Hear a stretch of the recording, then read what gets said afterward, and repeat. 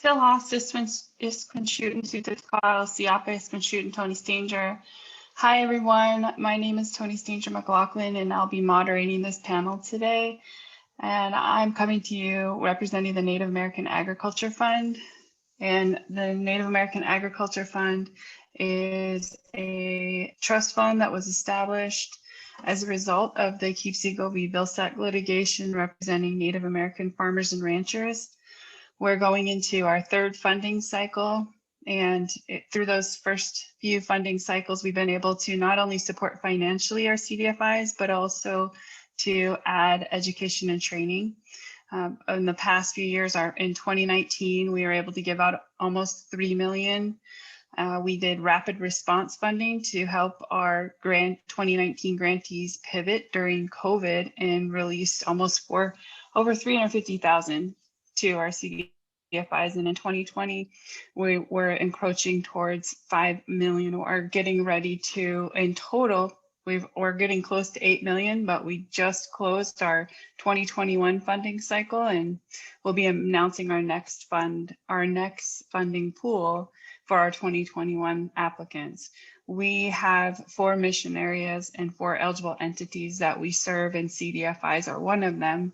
CDFIs were included in the original funding pool because many of them are nonprofits. If you are not a nonprofit, you can use a fiscal sponsor to apply for our funding. But today, beyond the work that we do in grant making, we also want to expand the services that CDFIs can offer through training. And we have been working with our CDFIs in offering them grant underwriting. We have coordinated with CFFM for a grant underwriting school. We've done 4 separate webinars, and we're getting ready to, in October, do an in-person grant underwriting program. We're also going to invite Native banks to some of our trainings, and we want to make sure that not only are our CDFIs experienced in USDA under loan guarantees, and we have one of our panelists today has been in the driver's seat and has already accomplished that task to become an FSA guarantor. But we want to include that education and background for more of our CDFIs in our bank entities. So I'm going to move along and allow all the other panelists to introduce themselves, and then we'll open up the floor to some dialogue.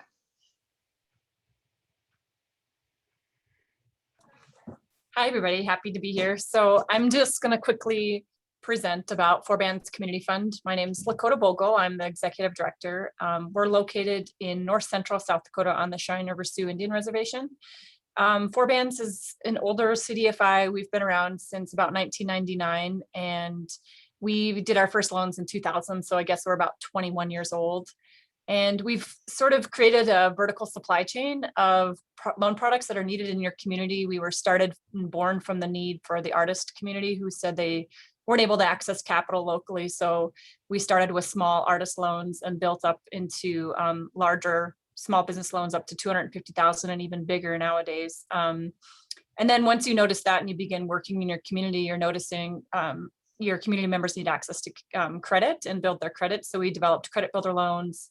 And then we wanted to start dabbling in getting land and using land as collateral. So we started and piloted a home improvement loan starting in 2015, which then as we got good at that and doing $25,000 loans, it opened us up to being able to do mortgage lending up to $265,000. And so we've been doing that for the past 2 years.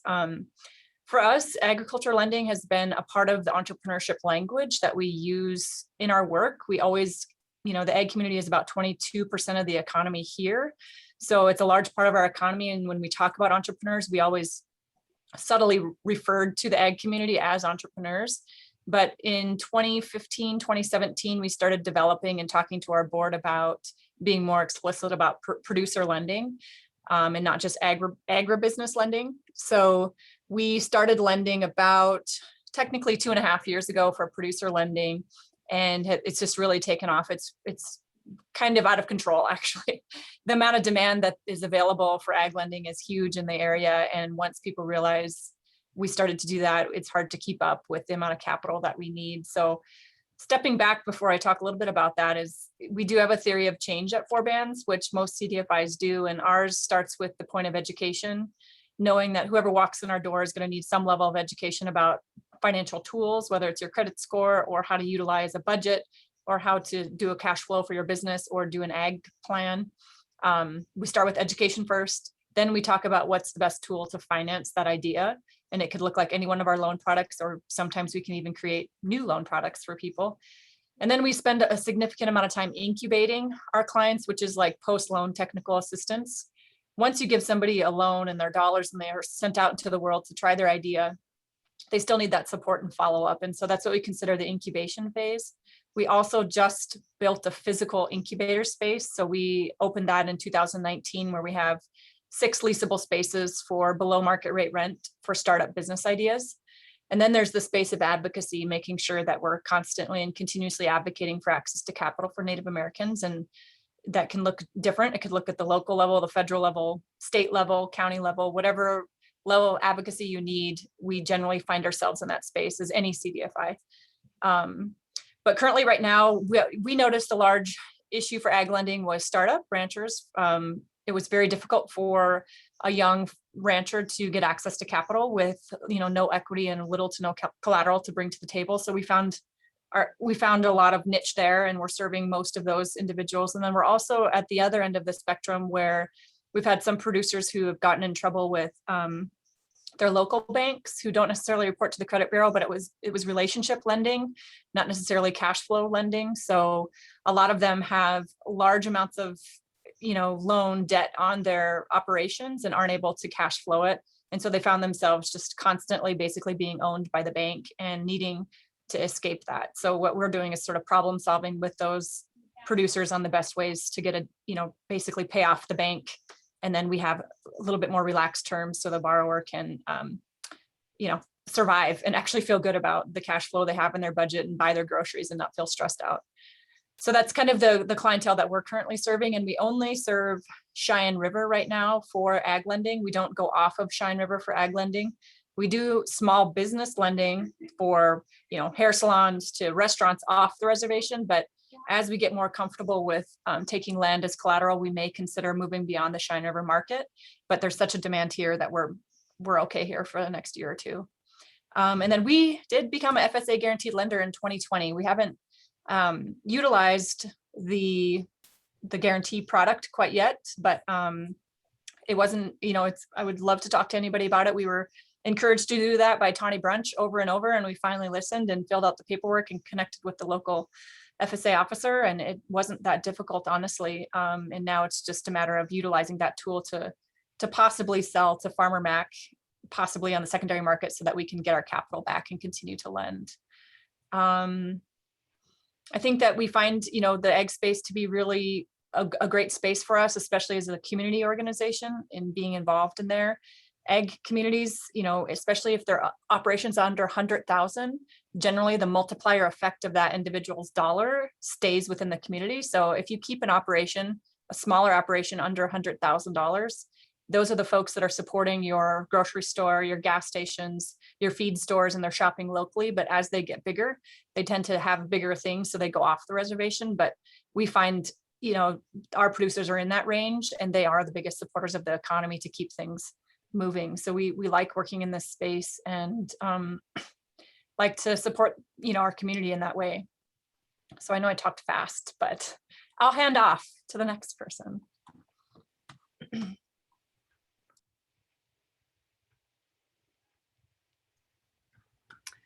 Hello, everyone. My name is Sky Deschanel, and I run Akiptan. We are a national agriculture lender. Whereas like most CDFIs, like Lakota talked about, where you've got all these different areas of your portfolio, mortgaging, consumer lending, small business, we solely focus on agriculture lending. And a little bit about how we got here. So Akiptan came out from underneath the Intertribal Agriculture Council.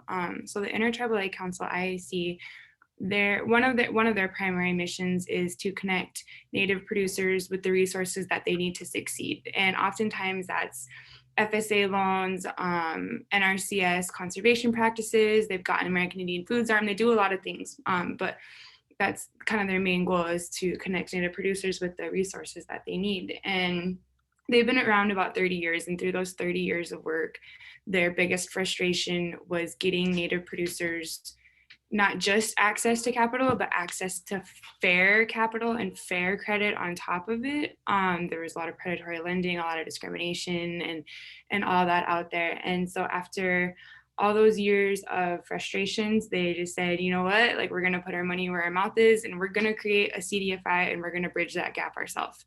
And that's where I came into play. So I grew up on the Cheyenne River Reservation. I am Lakota, and I grew up on a ranch. And I had previously interned for the Intertribal Agriculture Council for a couple summers in between school. And they hired me on at the end of 2017 to create Akiptan.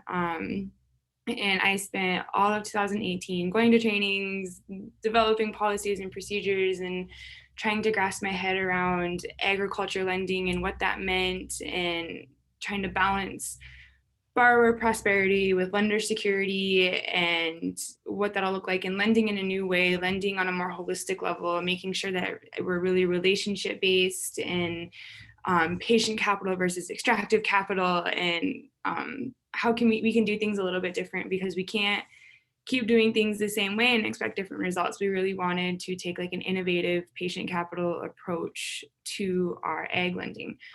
So I worked with my board and went to trainings for all of 2018, and then we officially opened up for lending in January of 2019.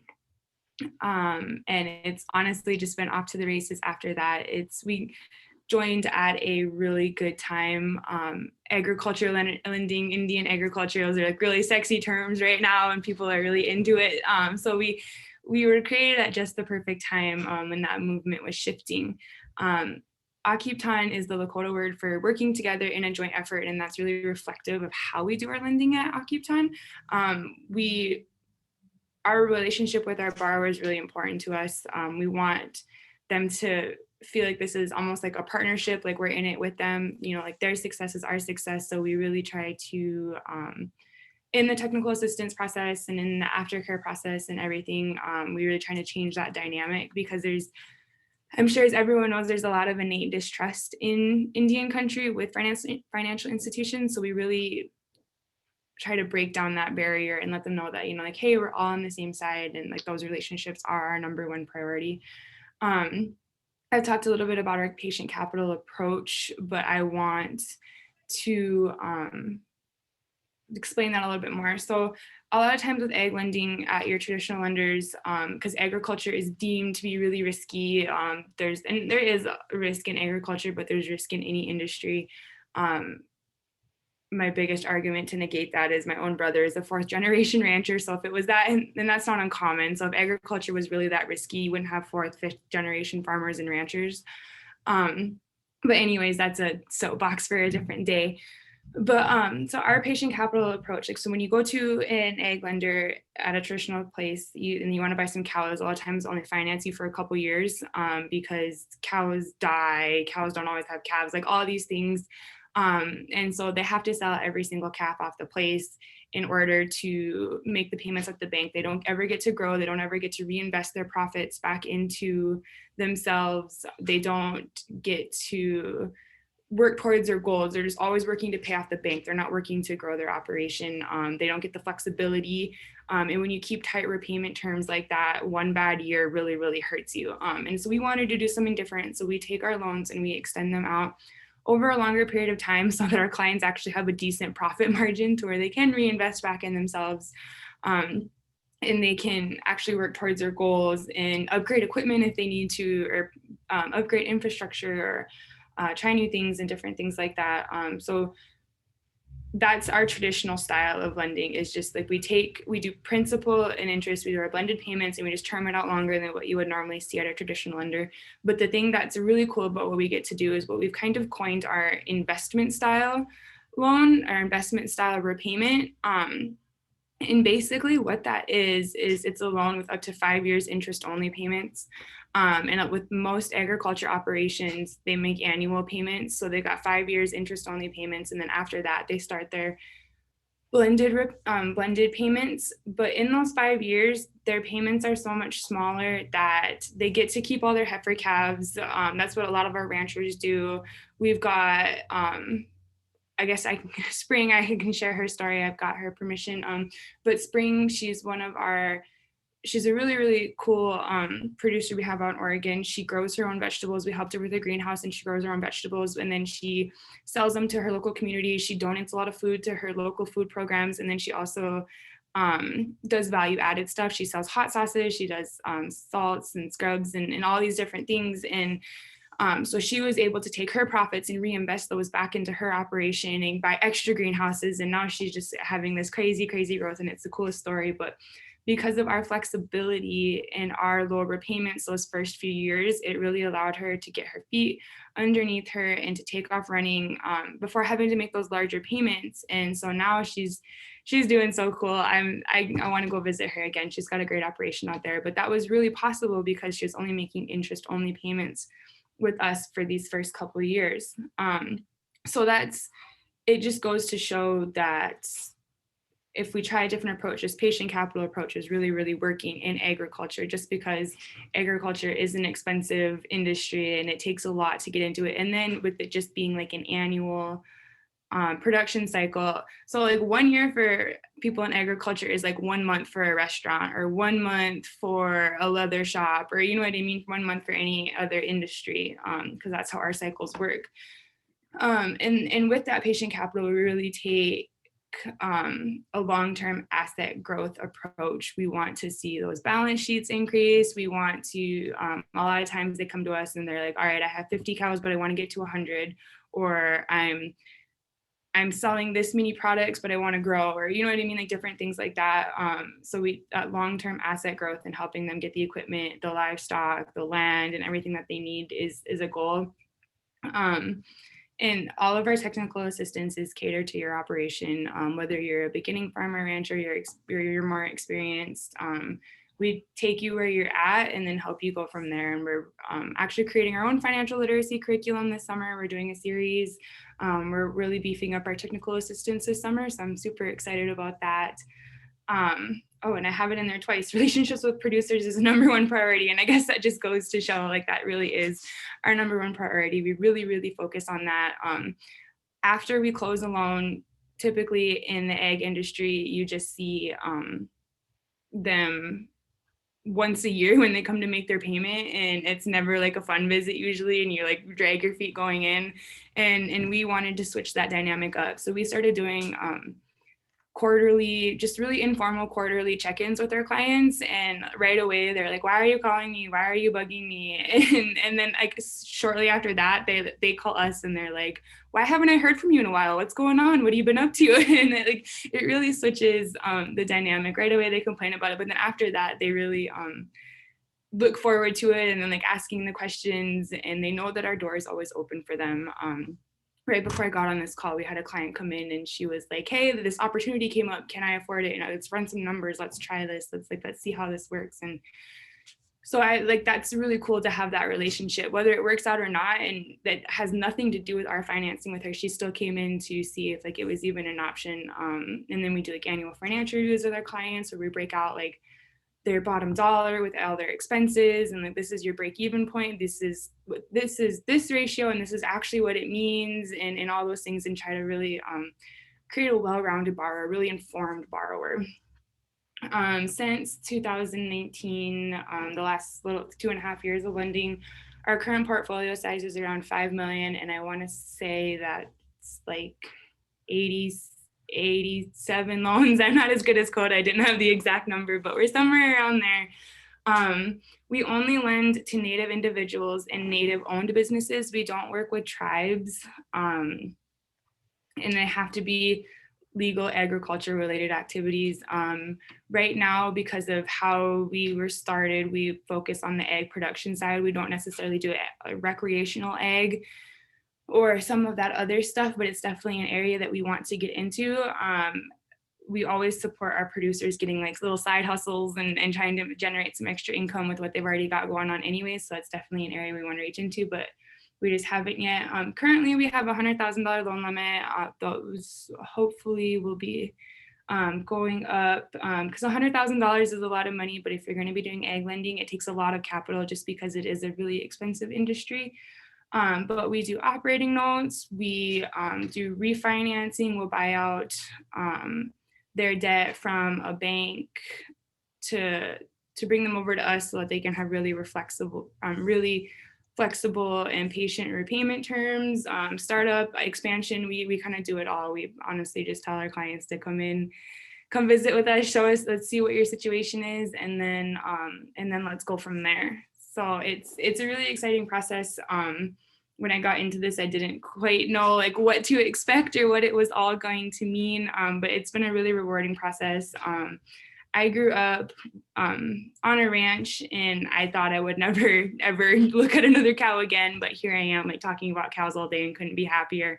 And I was interviewing we have a job opening, and I was interviewing for a position the other day, and one of the ladies I was interviewing, she was like, what's the best and worst part of your job? And I was like, kind of sat there and like thought about it for a second, and I was like, the crabby old ranchers, like they're the shits to deal with, but they're also my favorite part of my job is getting to have that relationship with them.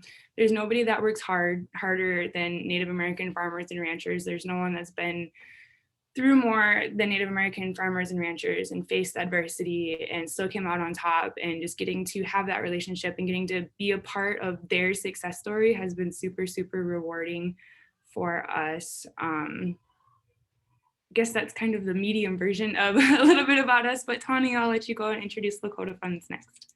Great. Okay, thank you, Skaya. So I'm Tawny Brunch. I'm the executive director of Lakota Funds. I'm also the founding chairman of Lakota Federal Credit Union.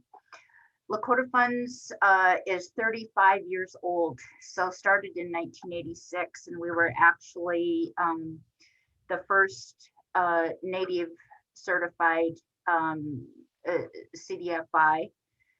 And so we have that. I wanted to share a random fact just because I'm so bored with sharing the same old stuff, is that Lakota Funds is actually a tribal charter.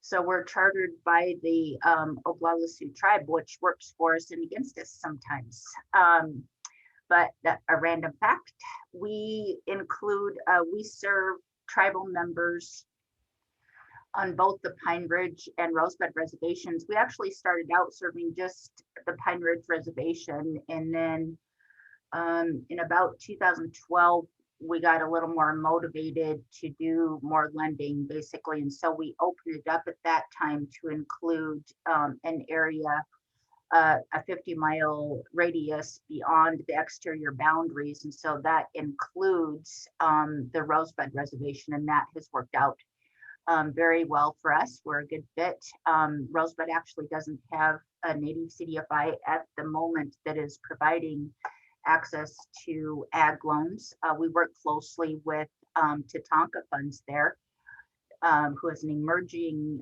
Native CDFI, and it works real slick because we come down and help do trainings.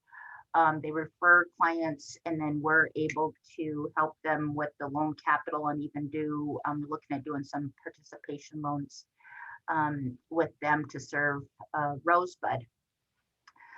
So over the years, we've deployed about $20 million, just over $20 million, really. And I had to go back and check this number, honestly, because I'm going, my God, that's not very much. It feels like we've been working really hard lately to deploy more. But the truth is, we started out doing tiny loans, like, $500 and $1,000 loans and stuff in the old days. And so it's really been in the last 5 years or so that we've done about 15 million in new loans every year. And then even that doesn't add up because a lot of those are operating lines of credit, right? So we tend to do the same loans over and over, which is good. We all need operating lines of credit. So we have been doing ag lending basically since the beginning. I think at the beginning, Lakota Funds was just trying hard to meet every need there was and doing whatever kind of loan was needed. And so we did ag loans, mostly from looking at it, looks like they were ag equipment loans and other loans that were otherwise secured or chattel loans.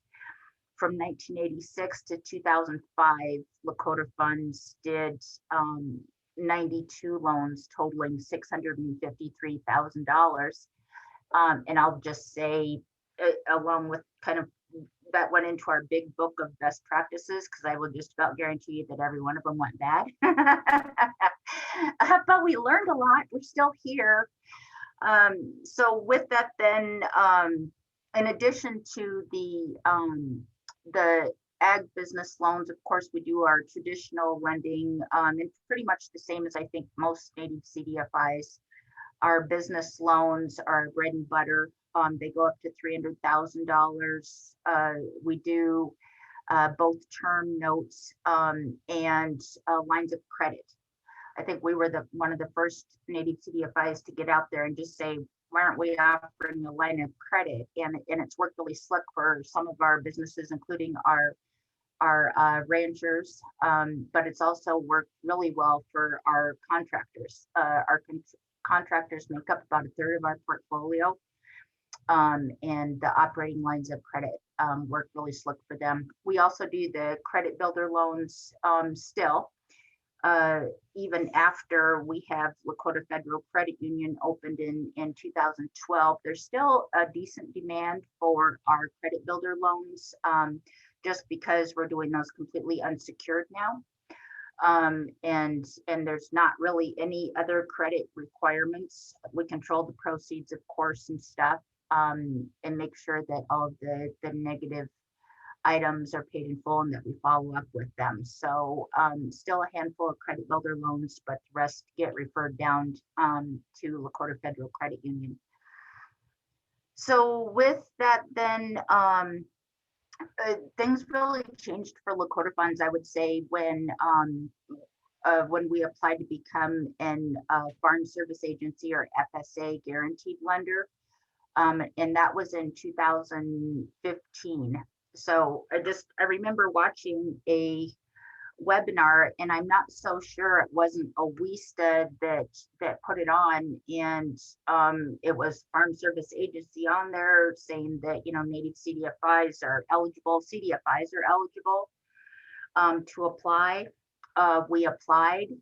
It was painless. I was surprised actually that our loan policies and application process and underwriting were we didn't need to change a thing, honestly, to be approved as an FSA guaranteed lender. And I will say that I think that's says something about Lakota Funds. We're able to kind of our lending, although we, you know, take risks and stuff, our underwriting is pretty sound.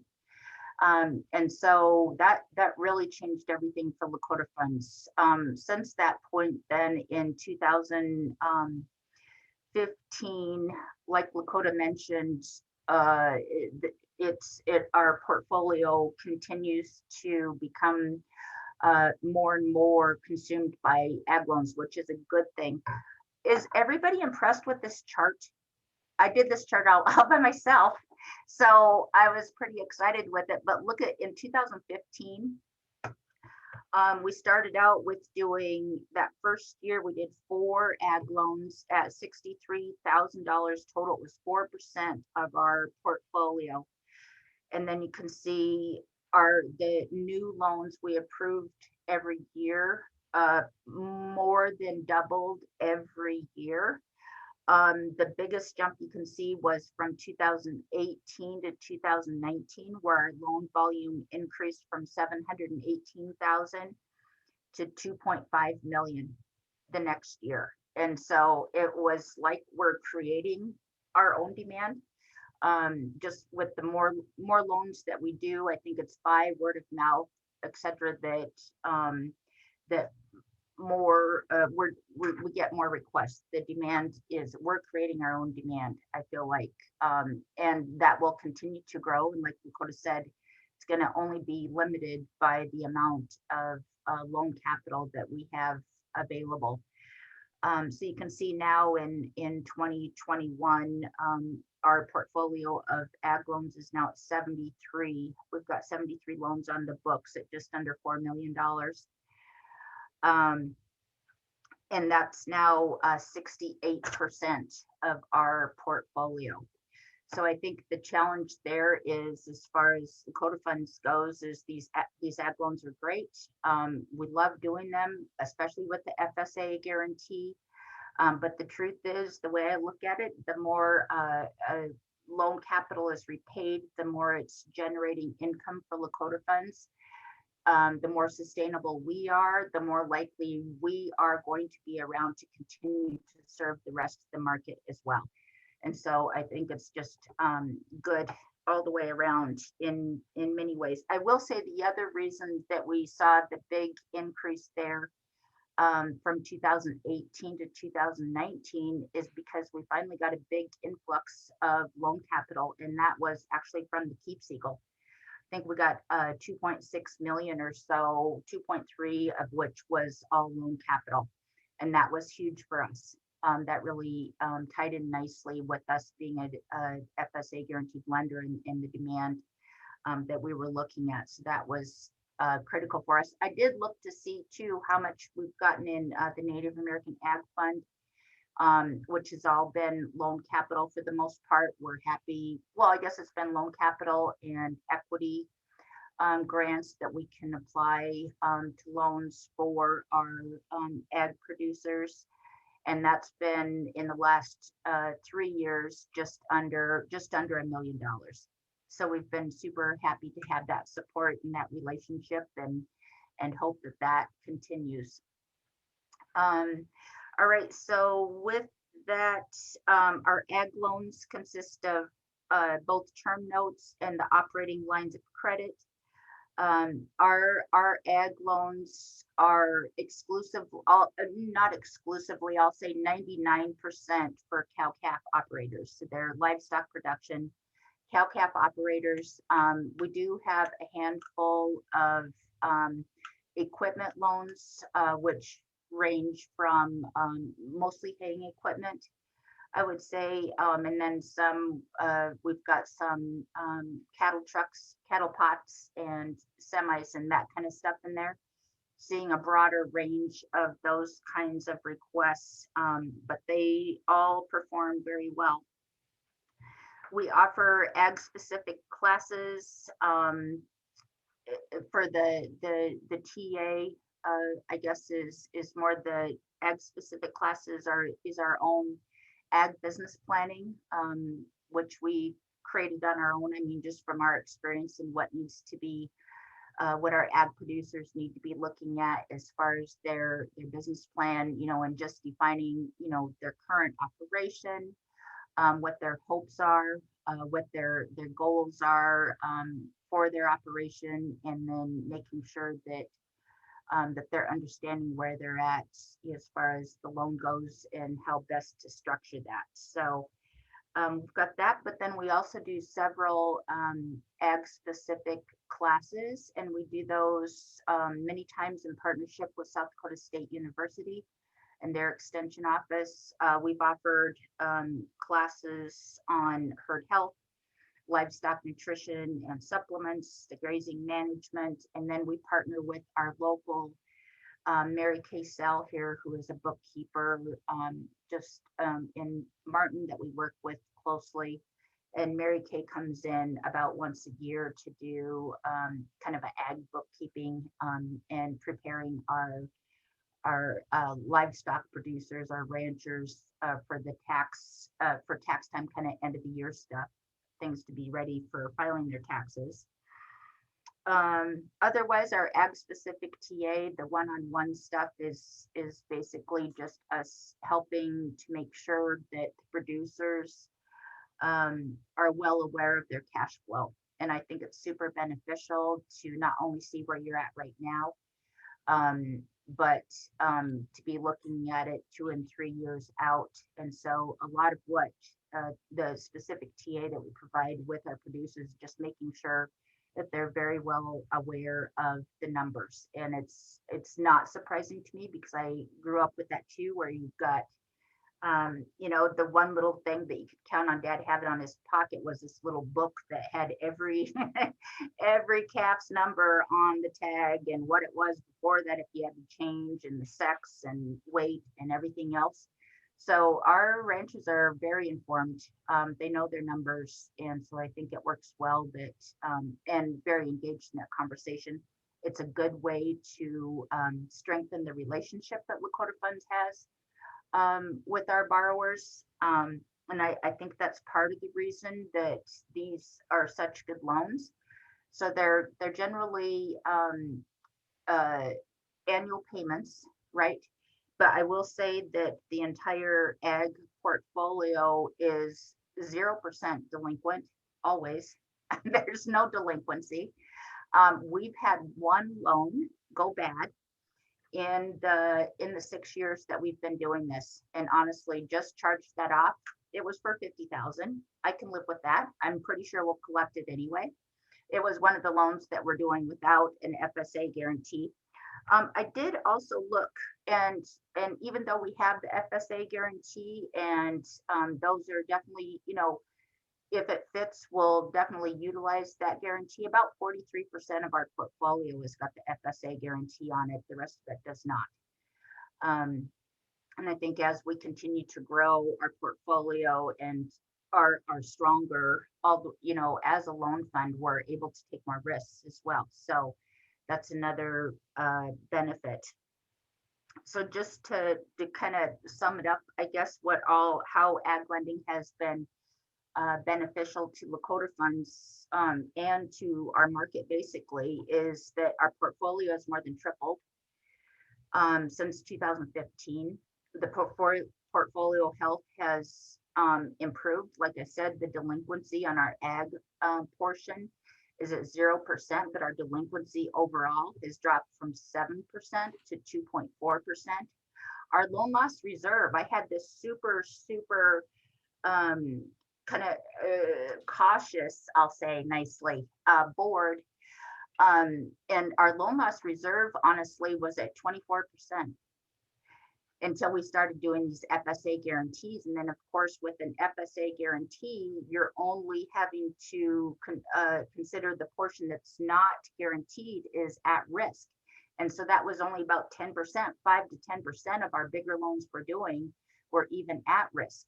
And so it's dropped it to what our loan loss reserve is today to 7%. 0% delinquency, the one charge off.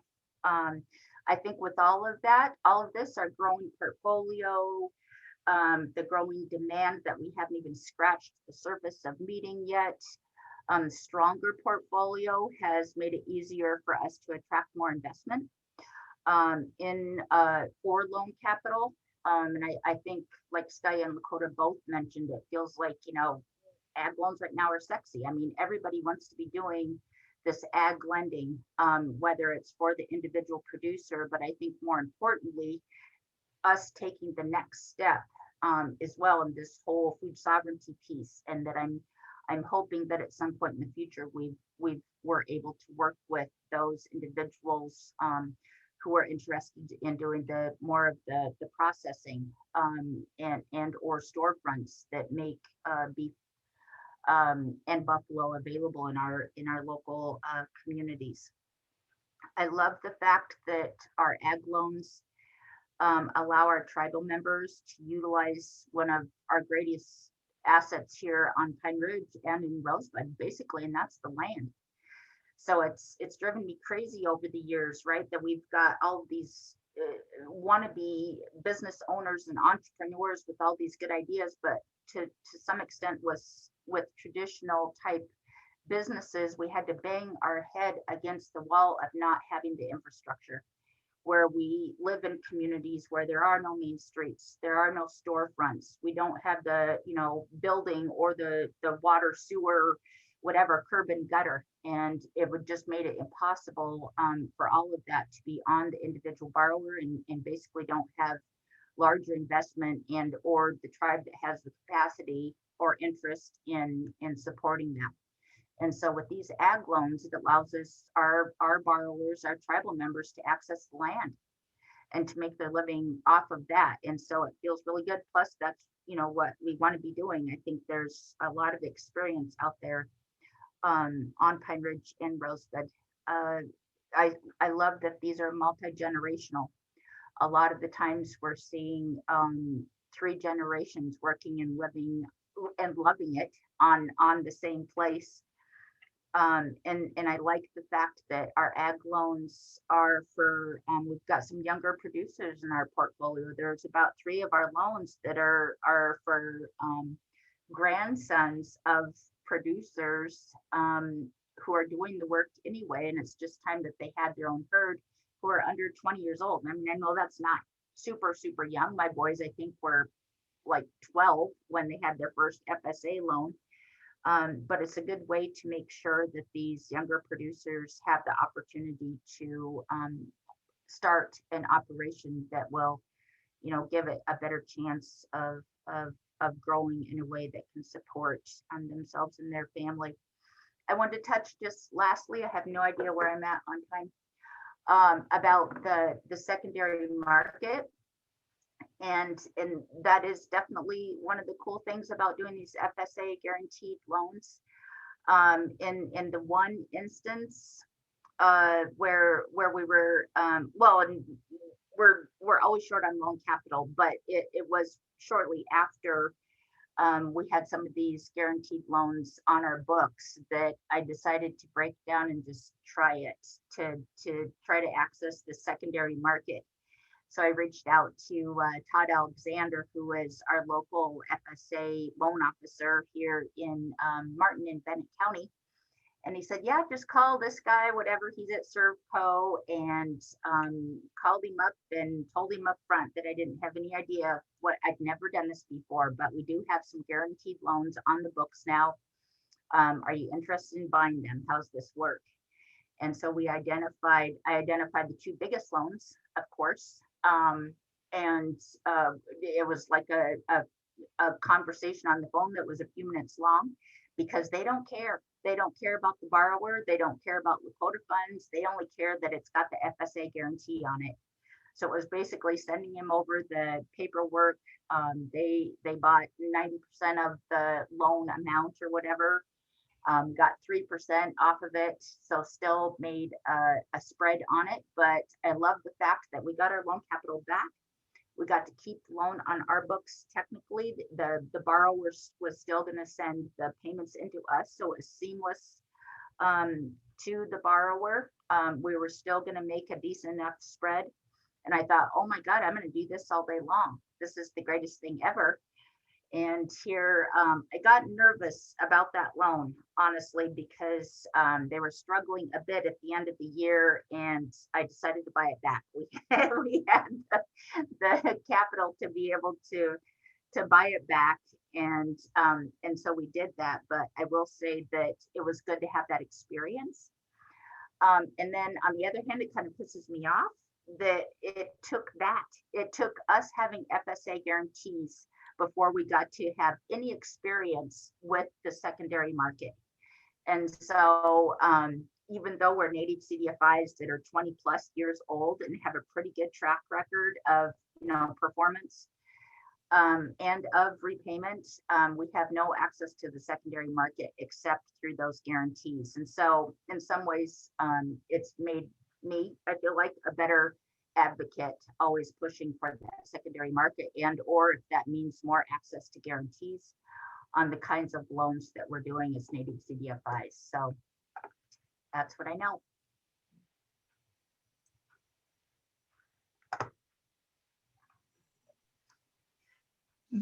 Here's everyone's contact information. I don't have mine on there. I'll add mine into the chat box, and I'm sure that it can be shared after this is over. But I want to open it up for questions from the audience. And correct me if I'm wrong, but I believe you can chat your question and then raise your hand if you want to ask a question. I'm not sure.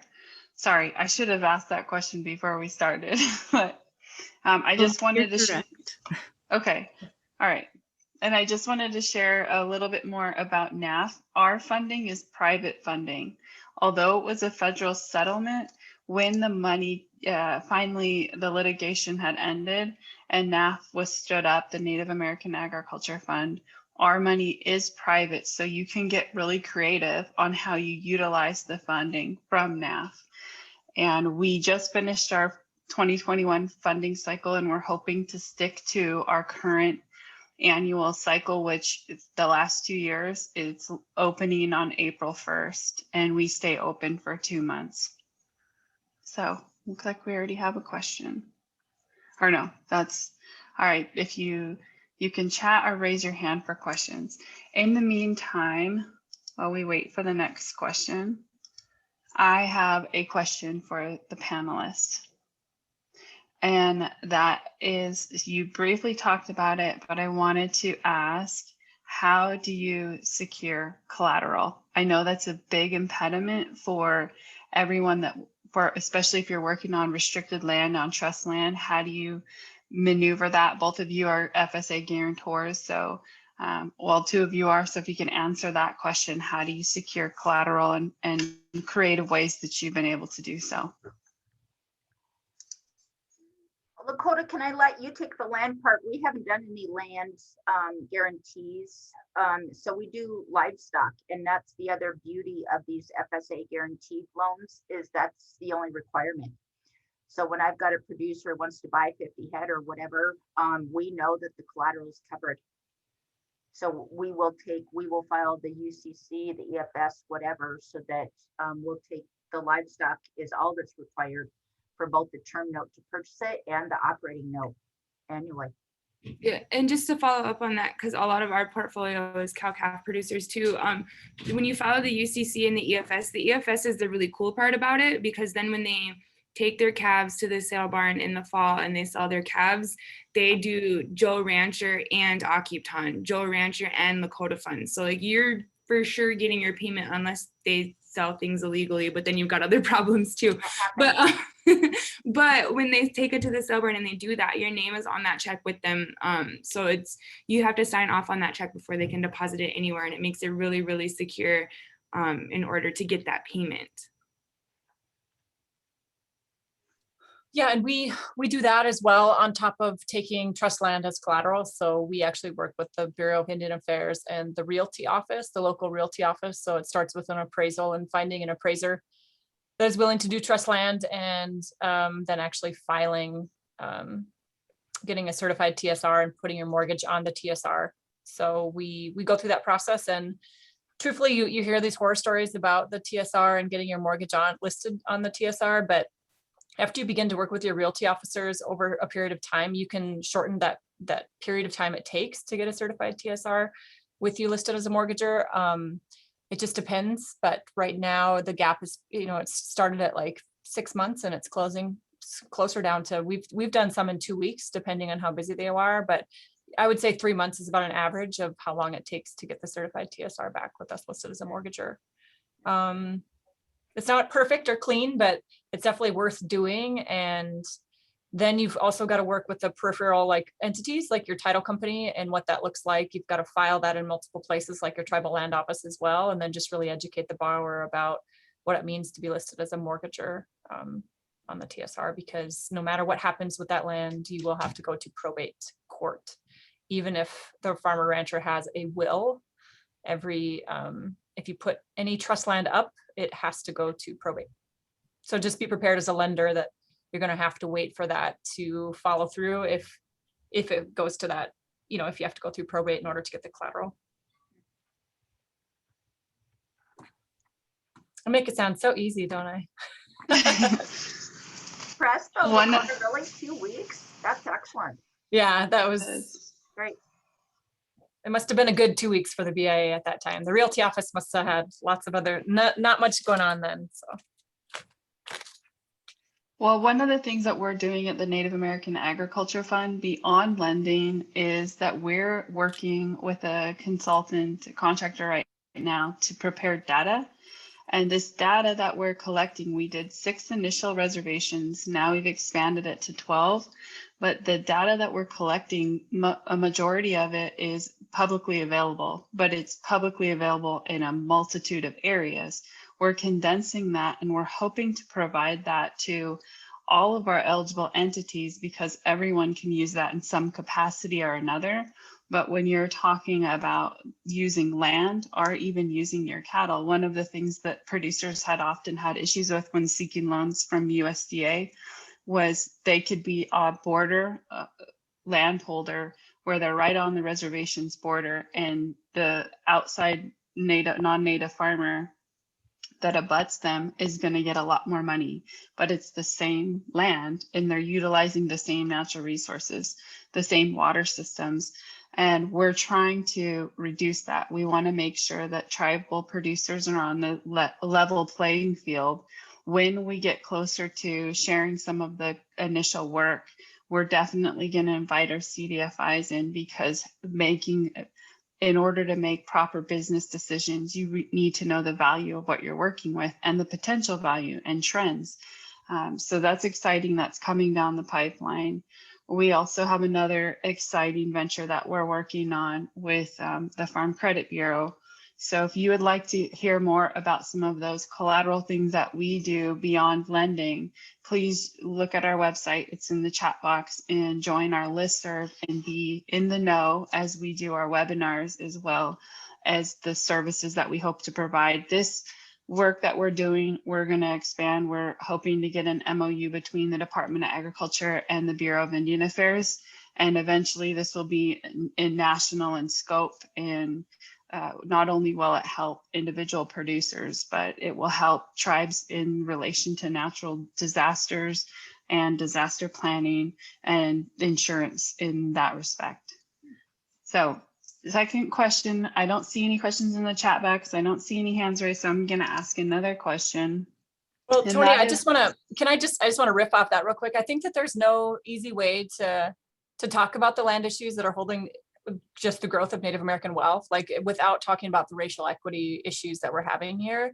So when you say trust land, it's synonymous with being Native American generally, right?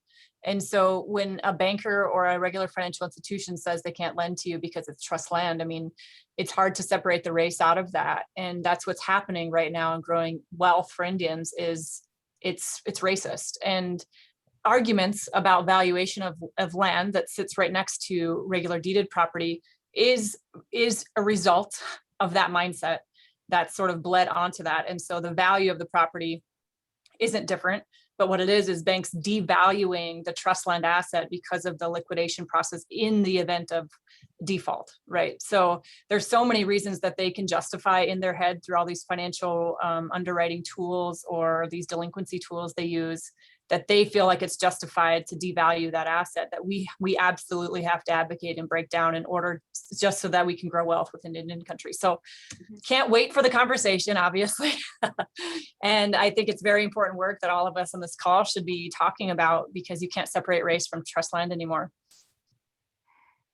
I just want to give a shout out to Shayna Ferguson. I see Shayna's on the call. Shayna is the branch manager for Lakota Federal Credit Union down here, and she was interviewed by SDPD here last week and did such an excellent job explaining the fact that yes, every lender can actually lend secure mortgage on trust land and or a leasehold mortgage or whatever, but that came out loud and clear in her interview, honestly. So good job.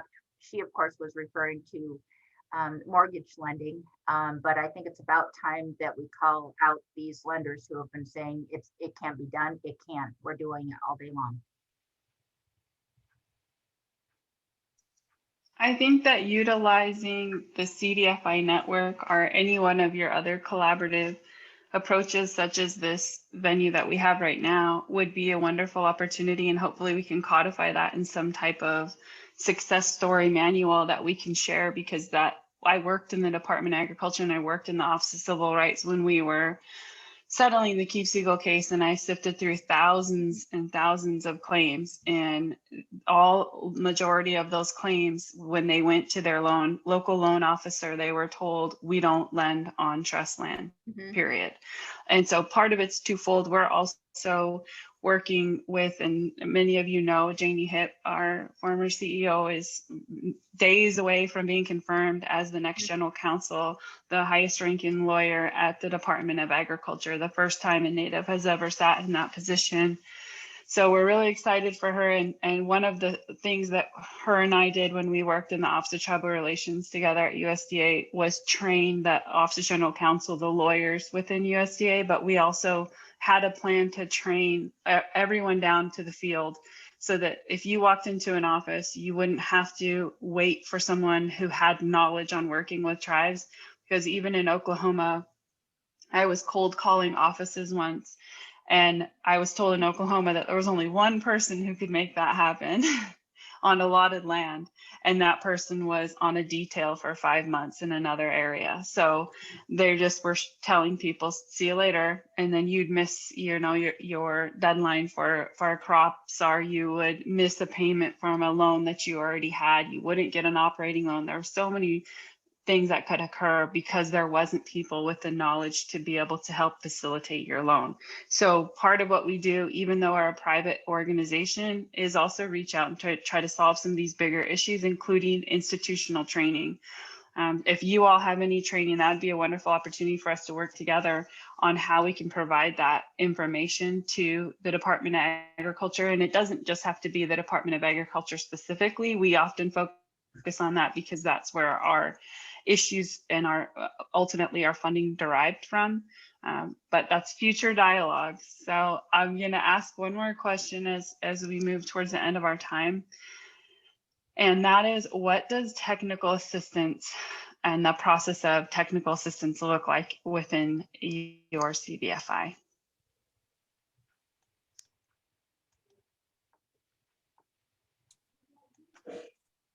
Go ahead, Skye. Okay.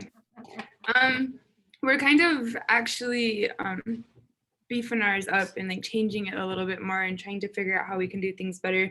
Here at Akiptan, we've been running for a couple years and we're starting to really get things figured out, and we're getting ready to like just take off. And so we're making sure that all of our processes and everything are really efficient and effective and beneficial to the producer. Anyways, our technical assistance process really meets the producer where they're at. If they come in and they're a beginning farmer or rancher and they're 20 years old, or if they're a beginning and farmer or rancher when they're 50 years old, we've had both. We meet them where they're at. Like, what do you know? What don't you know yet? Like, what can we help you with? Have you thought about this? Like, what key decisions do you need to make? Like, here's your plan A, but what's a plan B? And just helping them get all that figured out. And then for some of our more experienced ranchers, we're actually going to start really diving deep into succession planning and how do you envision your operation going forward. Asking our producers, like, what are your goals in 1 year, 3 years, 5 years, 10 years, and like, what's our role in helping you get there? And just really making sure that we're helping to build a better borrower, whatever their needs are, wherever their needs are at. And really like personal and like specialized training. We've got some combined financial statements that are really helpful when planning and making those long-term plans. One thing that we do that's like different, and oftentimes when the bankers see it, they're like, why do you do that? That there's no way that's possible or whatever. But we've got this combined financial statement that also goes into a 12-year planning tool for your herd. So a lot of times people come to us and they're like, I have 50 cows, but I want to get to 100, but I don't want to take out 1 million loans every year to try to make that happen, or I want to grow my herd to that level so that I can do quality control on my herd, or just different things like that. So this is my carrying capacity with my range unit, and this is what I want to fill, this is what I want to grow to. So we'll do like a 12-year planning tool, and obviously you can't predict what's going to happen in 12 years, but it's more about the mindset of it. Like, if I make these decisions this year, this is how it's actually going to affect me. Like, if I keep back 2 less heifers this year, what's that actually mean in numbers in 5 years, 10 years? And how does that look? And how does that affect your goals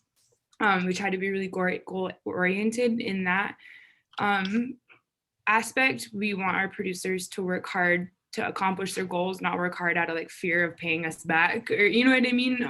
Working hard for the right reasons and different things like that. So our technical assistance is just, we meet them where they're at and we go from there. We figure out like what areas are strong, what areas we can help them with, and try to help build a better borrower that way. And then there's also the post-closing technical assistance, like where they can still come in if they want help with decisions or like running numbers or trying this or that. Our quarterly check-ins, where we get to bug them and ask if everything's all good in the hood and go from there and stuff. So.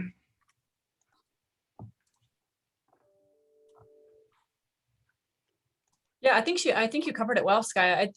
Technical assistance is always that word where it's basically just meeting the clients where they're at and then filling in with the resources to build them up to be the best borrower they can be. And that can take a lot of different forms, but it's usually pretty individualized based on the client and what their needs are.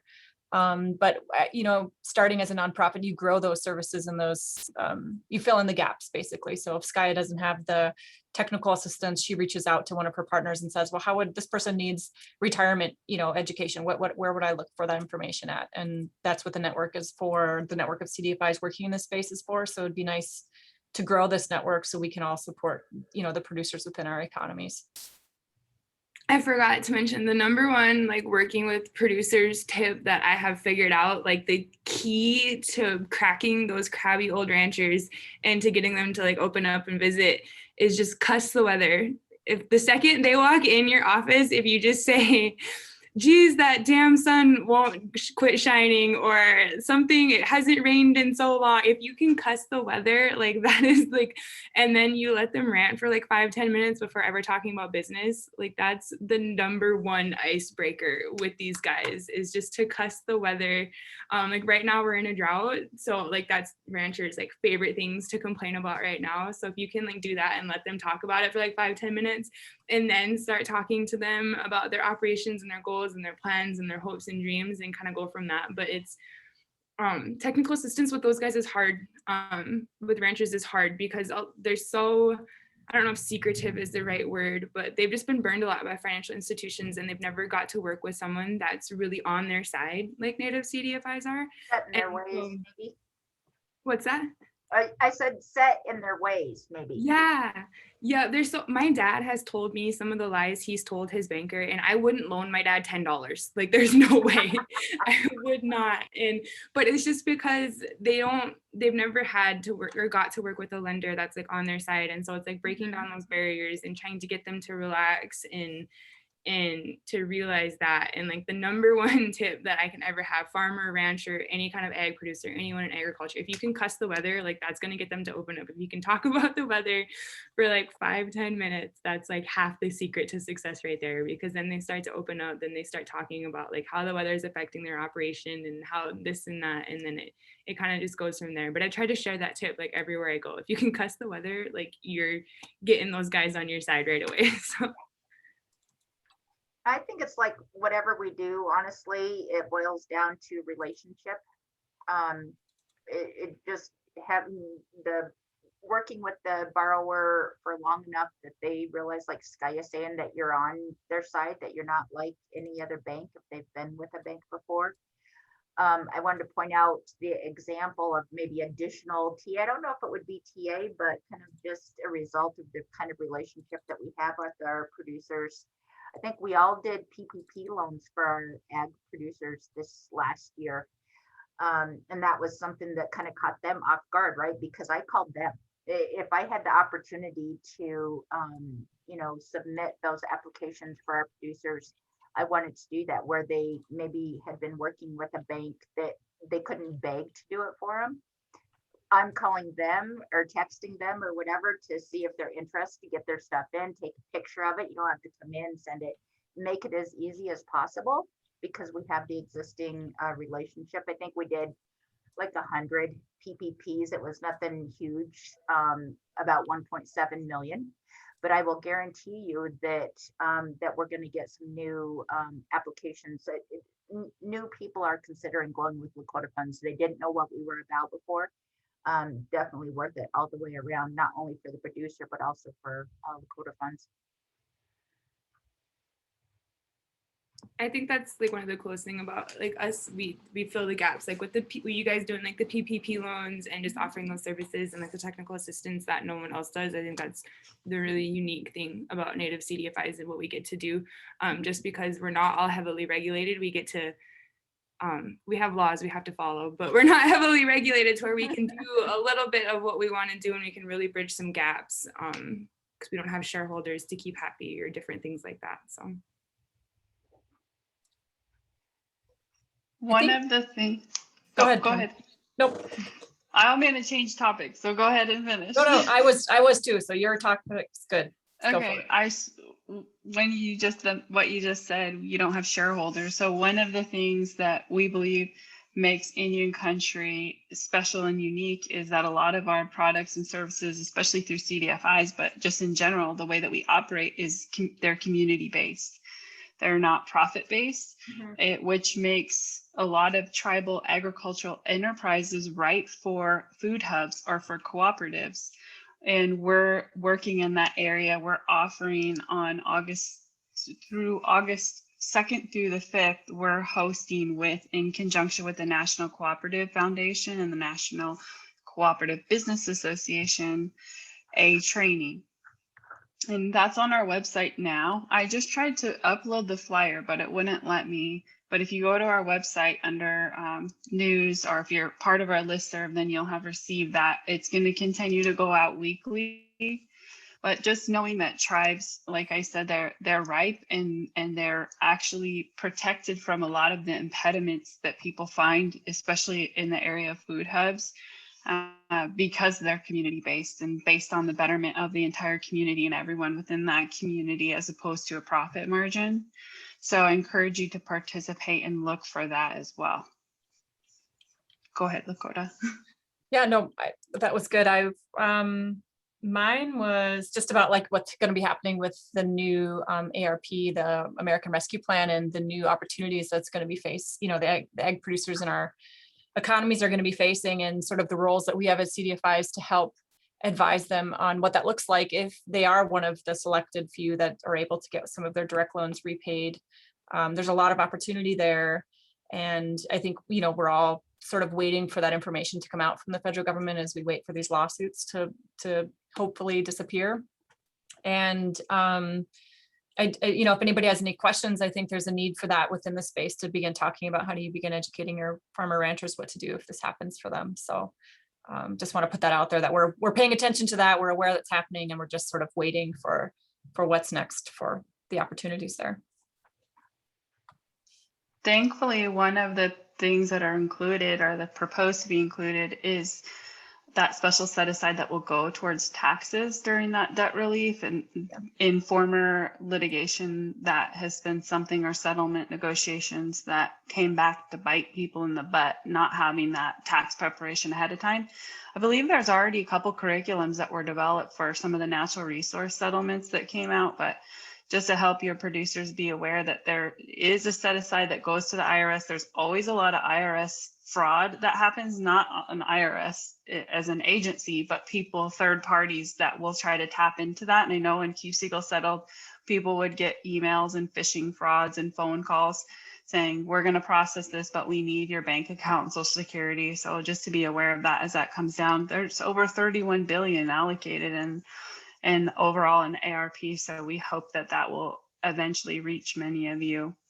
One of the other things that I want to encourage you to do as CDFIs, we really need to hear what's working and not working and how we can improve the way that we include CDFIs in our eligible entities as we move through annually. Our fund has to distribute 5% of our overall fund that we have. We started with 266 million. We still have 265 million, and we've already done lending for 3 years. But that means that we have to give out roughly 10 to 15 million a year. We definitely have had a lot of success with the CDFIs that tap into our funding pool. But if we can work that in or add any educational experience or services, software, things like that, please let us know. We have a survey on our website, and that survey goes directly to our trustees. We're operated through our trust agreement is our Bible, what we have to go abide by. It's basically our constitution. So if you look at our trust agreement, that's who we can lend, how we can lend, and our makeup. And our board of directors ultimately gets to determine how much money we give out, and they make the final vote on who gets that money at the end of the year. So please go on to our survey and provide us that information, and know that, as I said, beyond grant making, we offer all this other education and problem solving services moving forward. Oh, I have really big announcements and I can't make them today. But within the end of the fiscal year 2021, NAF is going to be doing some big things in ag lending, and that we hope and we will invite our CDFIs to be part of that. But until we get further in our own application process, we won't be making our announcements, but stay tuned. Cool. Any questions from the audience? Anybody want to raise their hand or ask a question in the chat box? This is your opportunity. Okay, I will ask another question. All right, this is a fun question. What is the best part of ag lending? I know that Skye already talked about some of her grumpy cowboys being part of the best part of her lending, but if anyone else wants to join in while we're waiting for questions. I can start that one just because I did get to talk about it. I did talk about it a little bit earlier, but it honestly is the producers. We had a producer this spring who's always wanted to have cows. He's always wanted to ranch. He's been a ranch hand his whole life, and he's probably like early 50s, if I can remember correctly. And but no one would ever lend to him. He's had some things on his credit. There just all the things. And but he's always wanted to do this. He's worked hard. He knows how to do everything. The sweat equity that this man has had is good. And so anyways, we were able to extend a loan to him for him to get a couple of cows. And it was like a 4-year-old on Christmas morning, like getting to see him leave the office. He was so happy. And so just being like a part of like getting to make his dreams come true. Like I don't care about all the things that stopped other people from lending to him, because I know that he's so determined, like this is his dream. He's going to make it work. And like, that's the best part of my job. And I like to get to tease my producers too. A lot of it's just like that relationship part. So he likes red Angus cows and I like black Angus cows. So when we closed, I was like, oh, by the way, we only finance black Angus. And he's like, bull. And I was like, I'm kidding. It's like, but it just getting to have that relationship with our producers is my favorite part, and getting to talk with them and tease with them, and getting to hear about the good days and the bad days and just all of that. Honestly, it's like the producers, that's the best part for me. So.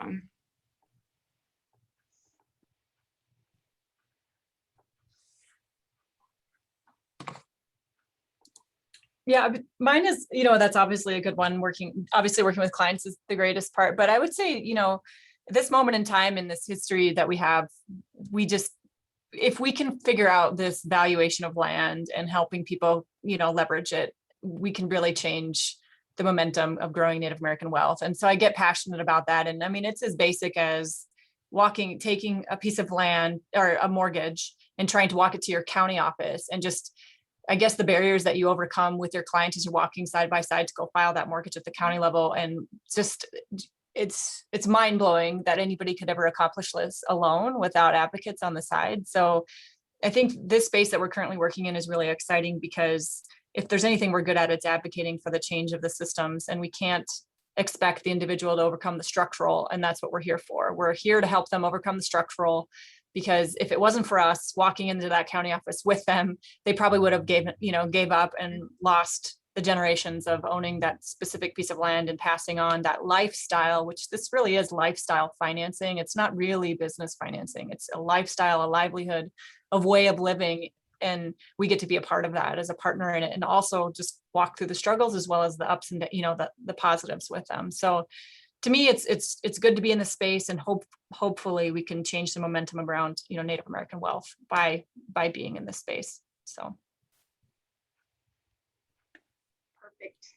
All the above. I'd have to say I'm a little bit of a junkie. I think we all are, maybe because it feels so good, honestly, to do something, I mean, as small as it seems, this, you know, technical assistance referred to as hand holding, because sometimes that's literally what it is, right? Where you're helping them, you know, go to visit the land office or wherever it is in Pine Ridge, in the place that they couldn't go by themselves for some reason, but you were able to go with them, and now they're more confident and able to do that going forward. It opens more doors. I think it helps. I've seen it help them, help the individual maybe do other things that they were uncomfortable with, you know what I mean, or ask questions that they weren't able to or brave enough to ask before. And it's really, the results are not only, you know, that individual overcoming those things, but at the end of the day, it feels good to be that person. I get to be that person. We get to be those people who help with that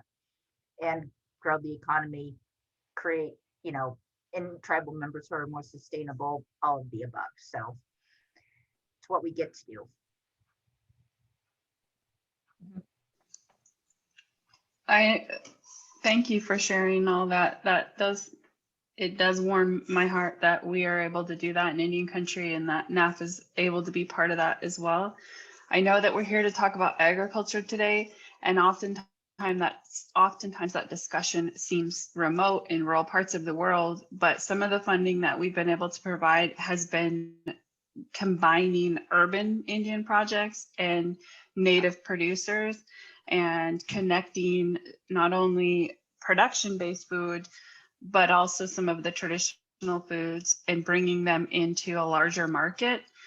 So look at some of our former funding that we've done in the past and how we've been able to combine that. And also you're talking about wealth building. And I know one of the conversations that I've had with our local CDFI in this region, NNDF, is the fact that many of our FHA loans don't allow us to utilize our current wealth the way that other lending opportunities do. I know I myself have had a 184D loan, and I purchased that within Washington State. It's a wonderful loan opportunity, but when the market was ripe for investing in other opportunities and other properties, I couldn't capitalize on the amount of funding that I could have if I had a conventional loan. So I think you're talking about changing these impediments. That also comes into the dialogue. How do other parts of loan packages and loan services, how can they be changed? How can we fix those, not only as CDFIs, but talking to the Treasury, talking to Commerce, talking to USDA. They do home loan lending, single and multifamily, but we also have portfolio or packages within USDA that can do farm housing. In Washington State, we are also a lot of our production is based on seafood, on salmon, and a lot of the lending portfolio that our local CDFI does is in logging and the timber industry, and timber is included in agriculture. So think broadly. We have a really broad definition of agriculture at NAF, and we want to be able to include various facets of our larger production, our cow-calf operators, but also specialty markets. We've had an application come in for ginseng in the past. So you're thinking about really unique products versus our regular commodity products. I had an application one time for a mushroom farm, and I was like, okay, I don't know nothing about that, but I'm excited to learn. And yeah, you definitely see some not weird things, they're not weird, but some definitely out of the box, like things you're not used to out there. There's a lot of really cool things going on right now. Tani, you're on. Oh. I thought you were talking to us, my bad. Yeah. One of the other things I want to mention that can help some of your producers, that's a free service, is that the Indigenous Food and Agriculture Initiative housed within the University of Arkansas. They provide a number of services to producers and tribes for free, including food safety certifications. And the Food Safety Modernization Act is a generally applicable law. Sovereignty does not protect us. And IFAI through the FDA is the entity that's been stood up to provide free training to tribal members, to producers. And even if you're not a large scale producer of there's 4 or 5 phases to the law. The first one was in produce, but ultimately it'll touch meat too. But you can get that training for free through IFAI.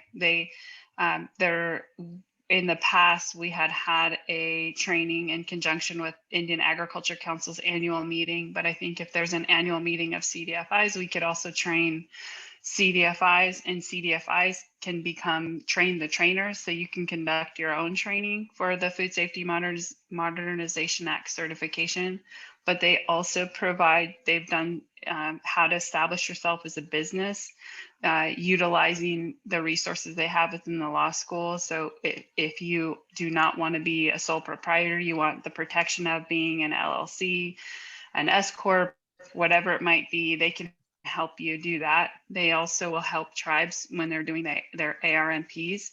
So I encourage you to look at IFAI, and we always have been in step with IAC as well. IAC's original technicians were cross-trained in USDA loan applications.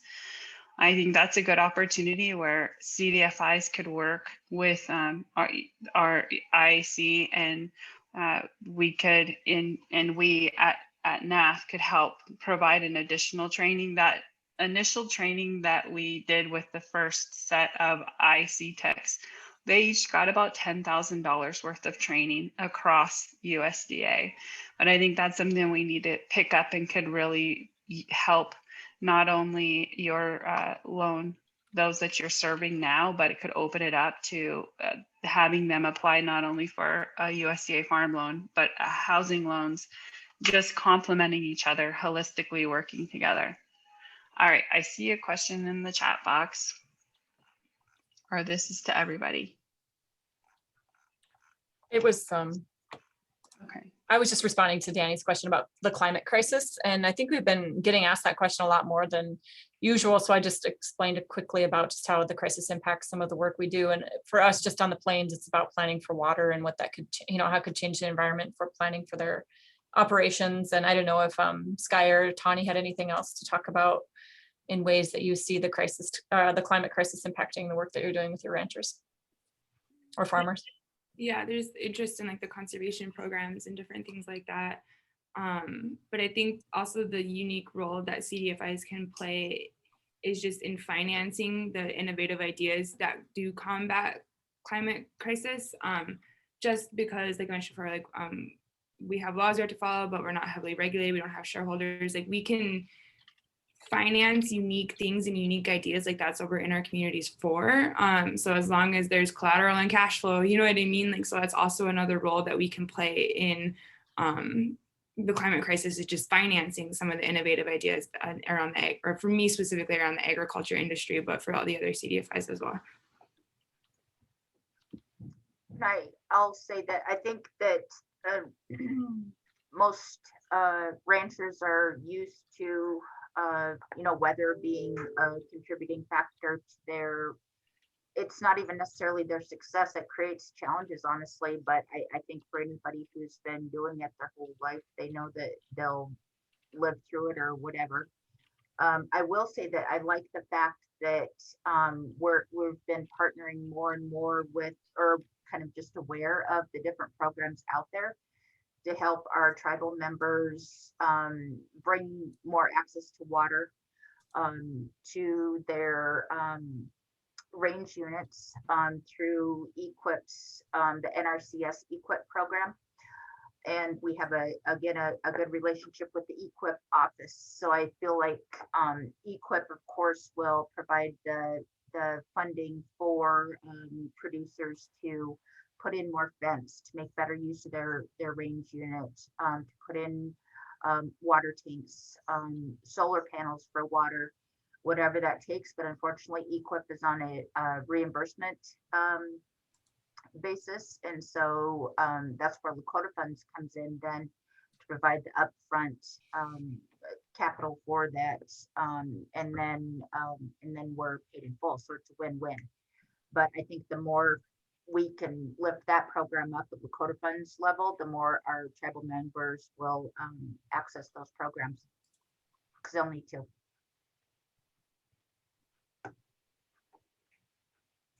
We actually, for the first time this year, had that as a special set aside in our application, a pool of funds for smart climate, regenerative agriculture. That a lot of you have been hearing about the 30-30 and carbon markets and all of that, and we included that as a part of our funding pool. It was well received. We'll likely have that again next year.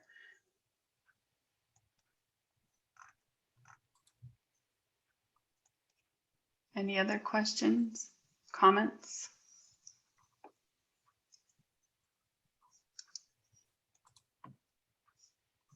I almost think something I get asked a lot is like, what's regenerative ag mean in Indian agriculture? And I think that, like, thinking of the crabby old producers in my life and some of the ones I work with, like, they hear terms like that and they're like, what's that hippie stuff? I don't, whatever. Like, that's the mindset. But without even realizing it, like, indigenous ag is regenerative ag by nature.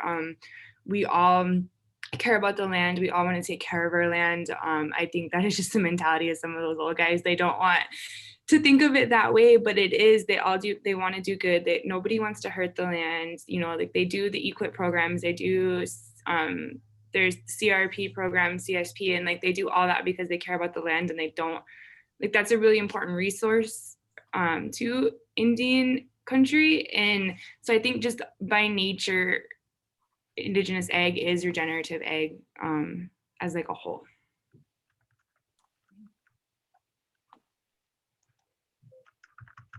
I agree. And one of the things that we need to do collectively is to raise that voice. And IAC just put forward a label that you can adopt, and that's the Regen Nation. And if you are abiding by certain practices, you can add that label to what you're doing or to your business. They also have their marketing label as well if you want to sell internationally and be part of that MAP program. But we're running out of time. If you have any questions, let us know.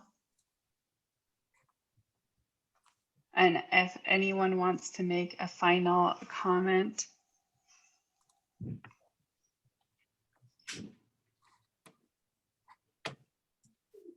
I guess I just wanted to say thank you, everyone, for your time. Thank you for listening to us for ramble on. I appreciate it. And I guess if you're not doing ag lending at your CDFI and you want to get into it, like, please feel free to reach out to any one of us. We're happy to help. That's one of the cool things about this industry, is just that we're all so willing to take each other, like, under our wings and share all of our secrets to success in that community aspect of it. Or if you are doing ag lending but you want to expand it and you're not sure how, or just pick up the phone and call, send an email, like, do whatever you got to do. Like, we're all willing to help in any way that we can. Or I guess I shouldn't speak for you guys, but I am. But I'm sure you guys all are too. Oh, we are. I was say, because I don't know how many times that, like, when I was developing Akiptan's policies and procedures, like, these ladies all helped me with things and stuff too. So That's what we are. The Native CDFIs have always felt are more family than they are anything. So 100%, yes. There's always room for more. We just had a listening session and we had a bunch of participants ask about CDFIs and where they're located and wanting to know who could help them in their remote region. So there's always a need for more CDFIs. Cool. Steph, are we supposed to? Perfect.